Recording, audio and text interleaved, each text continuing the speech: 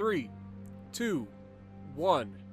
Hello everybody and welcome back to World of Warships Legends. My name is Spartan Elite 43 and tonight we are taking our renewed first look at the new legendary American light cruiser, the Worcester. I said the Worcester. Sorry, I don't know what happened to my voice. My voice is gone. I don't even know. I wasn't screaming or nothing, so I don't know what's gone with my voice, so I apologize. I'm going to try to get through this anyway. Our commander is Norman Scott. Oops, wrong button. We have Isoroku Yamamoto and Nikolai Kuznetsov. We are running Beyond Range, Igniter, Punch Through, Fixated, and EOP. I personally like EOP, even though it reduces your fire chance by half, but this thing still sets plenty of fires. So, yeah, let's look at the loadout. We are using Aiming Systems Mod 1, Steering Gears Mod 2, Steering Gears Mod 3, and we're using Gunfire Control. We have Sonar, and we have Radar. We also have 2 heals. We're running the Community Contributor Flag and Camo. And with our build, we have 45,400 hit points, 19% torp reduction. You get 12 152mm guns that reach out to 18.5 kilometers and reload in just 6 seconds. 180-degree turn time is basically nothing at 7.2 seconds. HE shell maximum damage of only 1,914 damage with a 6.5% chance of setting fires. Remember, we cut that at half because of the EOP. If you take EOP off, you'll have a 13% chance to set fires with this build, as long as you don't have EOP. AP shell maximum damage 3,520 damage. AA defense, you have 24 20mm guns doing 73 damage per second. They reach out to 2 kilometers. You've got 2 76.2mm guns that reach out to 5 kilometers and do 39 damage per second. You've got 22 76.2 Mark 33 guns that do 307 damage per second and reach out to 5 kilometers. And then, of course, you have your main guns, which are dual purpose, that are 12 152mm guns that do 76 damage per second and reach out to 6 kilometers. Maneuverability. You have 33 knots of top speed. Your turning circle radius is 750 meters, which is worse than a Alabama and Massachusetts, so keep that in mind. Rudder shift time, though, with this build, we've got it down to just 4.4 seconds, so you can get away with it. It's not as bad. It still doesn't like to turn. It's a very long ship, so it does not like to turn. But with that faster rudder shift, at least you can wiggle a little bit. Concealment, 12.2 kilometers by sea, 7.7 kilometers by air. 2 is always guaranteed, and into smoke firing penalty is 6.3 kilometers. I think I just had a stroke. Anyway, what makes this ship better than the Cleveland? And that is 32mm bow. Why is the 32mm bow so good? Well, it means 16-inch guns can't go through you, and neither can anything less than that. Or at least they don't overmatch you. If you angle properly, they're not going through your bow. But you still get overmatched by Yami. So keep that in mind. And only Yami. But here's the issue with the Worcester. Same issue that I brought up back in the testing for this. It's got a huge citadel, and it is slightly extended above the waterline. You can't really tell, but you can see kind of back there towards the back turrets. It is a little bit above the waterline. This thing gets depth struck a lot. Unlike Cleveland being completely submerged, this one sticks up a little bit, and that little bit makes all the difference. Overview. We've got above average main battery reload speed. We've got nimble aim, above average main battery traverse speed. And then sluggish shots, difficult to aim at long distances, but the trajectory allows for effective fire from cover. If you've played any American light cruiser, you already know what that's about. Worcester, designed as an AA cruiser with dual-purpose 152mm guns, though classified as light cruisers. Ships of this class had increased displacement and dimensions. compared with the Baltimore-class heavy cruisers. The main twin turrets were equipped with advanced autoloaders, substantially increasing the rate of fire. She entered service in 1948, and there were 2 of them. So, let's take a look at it. It's a good looking ship, but it is a long ship, and you'll see that come into play in this match. It's gonna come back and get us a little bit, but yeah, it is a good looking ship, and it is a fantastic ship. Like, if you like light cruisers, you're gonna love this thing. If you like the Cleveland, you're gonna love this thing. Right up until you over angle and somebody citadels you and just completely obliterates you. So, with that being said, let's get to the gameplay. Alrighty, so we're going to be on the Atlantic, and we are in the Worcester. Now, this is a great map for this ship, because you have all kinds of opportunities to sit behind an island and shoot things. And, it really does work really well on this map. A lot of your light cruisers do. Any chance you get to hide behind islands and just be able to shoot for not have to worry about things is definitely preferable. But, yeah, we're going to push over to the right side, try to help out the right side, because they don't have any cruisers over there. We have 2 cruisers on the left, we got 2 cruisers mid. I'm going to go to the right to try to support those 2 battleships. And our team is just going to, I'm not going to lie, our team is useless, as usual. They're literally the most useless people on the planet, so keep an eye out for all those things that everybody does wrong. I'll try to point them out. So we're going to push over to the right side. And first things first, you're going to notice the gearing's going to come from the right side and go to mid. I don't have a problem with that. He's probably got twist and track on. He's going straight for the enemy destroyer, and you'll see that in a little while. But he's also going to do absolutely nothing, which is ultimately going to end up losing this game for us. So keep an eye out for that fight for him. But yeah, we're going to cross. He's going to come over. He's going to get some spots early on, or somebody gets some spots early on. We're going to go ahead and take some shots at the Yami at long range. Yami's going to start reversing, because that's what everybody always does, right? Everybody just backs up as far as they can. Speaking of which, wait till you see what our Yami does. But yeah, this Yami is actually a good player, so keep an eye out on what he ends up doing later in the match too. But we're going to push up. I'm just trying to fill some time. You can see we got a Siegfried over here. We're going to go ahead and take a shot at the Siegfried. We get some pretty solid RNG in this game as well. The fire chance, like I said, with EOP on is cut in half, but it doesn't matter because we get an immediate fire on Siegfried.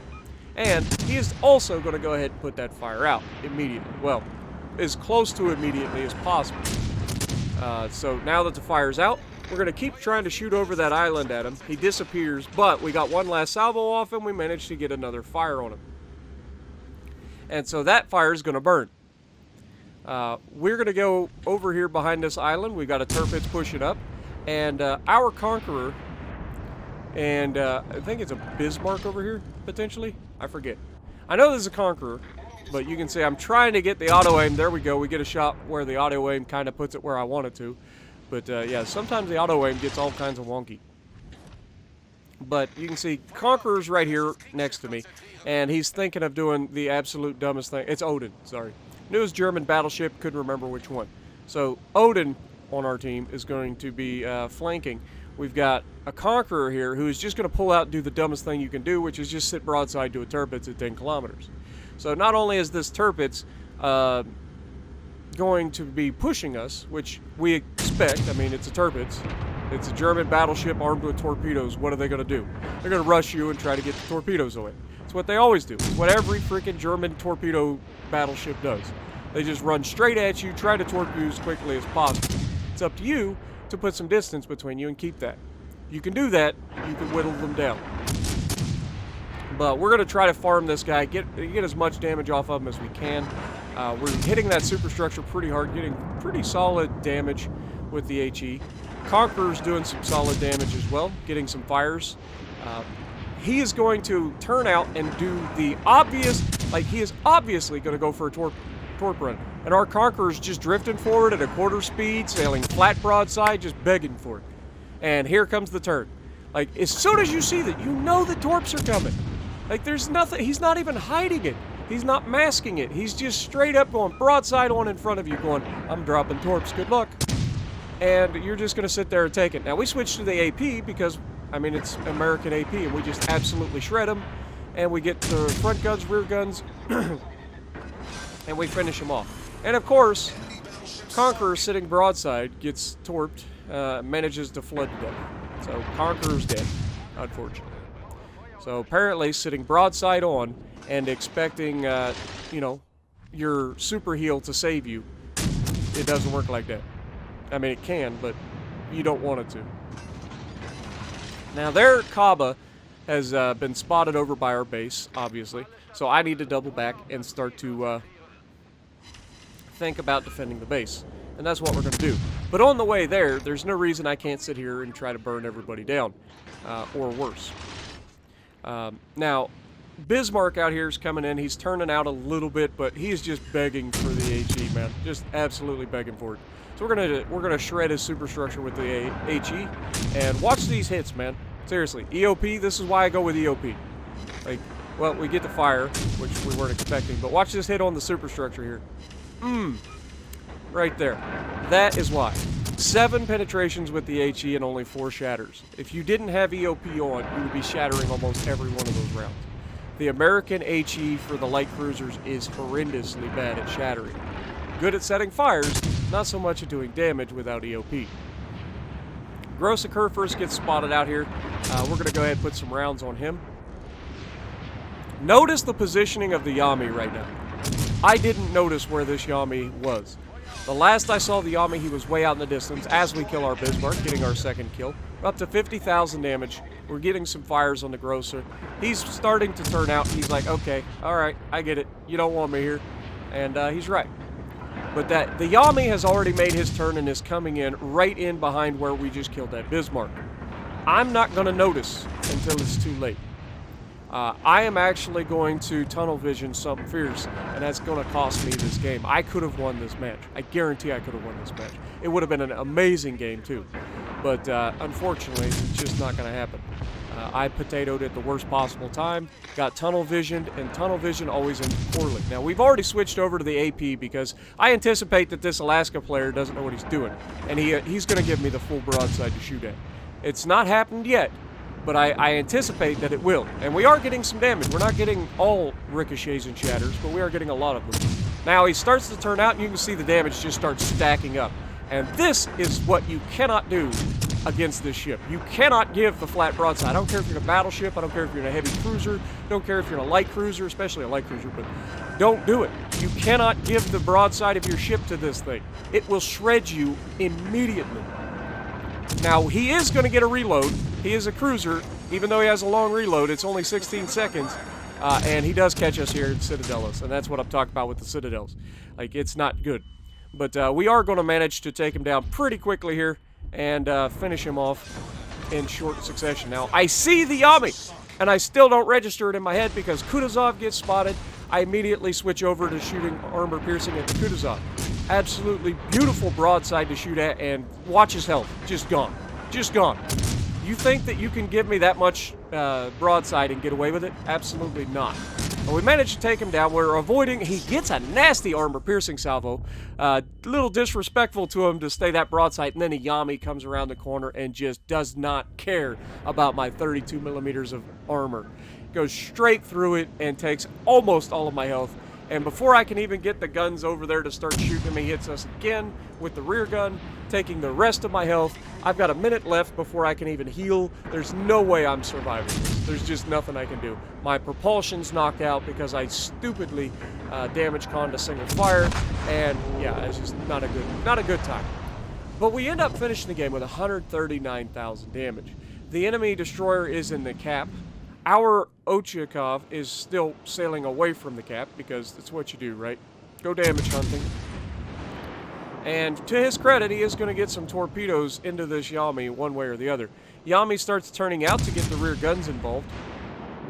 We're going to switch around to Balti as Balti starts chasing back, and then we've got this Yami over here who was completely and utterly useless. Absolutely useless. I don't know, maybe he got some shots early in the game, but he's done nothing for the last 5 minutes other than sail around an island that he can't shoot over. Like, this is useless. Useless. If you are this person, you need to reconsider your life choices, man. All you're doing is just wasting the game for your team. You got a full health Yami, biggest guns in the game, incredible armor, and you are sailing and completely useless to your team. You're not even doing anything. So, yeah, not happy with this guy at all. But he doesn't even have a camo on his Yami, so he's probably a new player. Just unlocked the Yami today, probably. Has no idea what he's doing, and he's just running away. And Ochikov, like, I don't know if he forgot he had torpedoes on both sides of his ship or what, but maybe he got them destroyed. He's going to go down. And, of course, there goes our last chance of getting this destroyer. This Balti, I don't have any hopes for him. He's charging a smoke screen. He is a radar cruiser. He is a Balti, but there's a Yami coming straight at him. And a Kaba that's in the base is going to be able to spot him. Because I highly doubt that that Kaba is in his actual smoke screen. A lot of times when I'm taking a base, I'll place a smoke screen like on one side of the cap. I'll sit on the other side of the cap. Because you can catch people off guard. They'll immediately tunnel vision that smoke screen and leave you to cross-torp them from the other side of the cap, completely oblivious to it. It's a fantastic little strategy when it works. But yeah, unfortunately, not going to be able to pull this off. I don't even think the Balti gets to the cap in time to reset here. It's just not in the cards. But we did everything we could. Hopefully you guys enjoyed this. The Worcester, fantastic ship. Absolutely love it. Like I said, a bit squishy. If you go broadside, you will be Citadel no matter what's shooting at you. So keep that in mind. But, other than Yami, like that thing literally can bow tank anything in the game and get away with it. The only other real big threat is obviously HE spam from a Conqueror, because it's a Conqueror. But yeah, we finished the game. Pretty solid score, 139,000, a Confederate, 311 hits, 4 kills, 1 shy of a Kraken, 3 Citadels, 5 fires. Not a ridiculous game from an HE standpoint, but a pretty solid game nonetheless. So if you like what I'm doing, punch the like button, leave the comment below, subscribe to the channel if you haven't already, and as always, I will see you in the next video.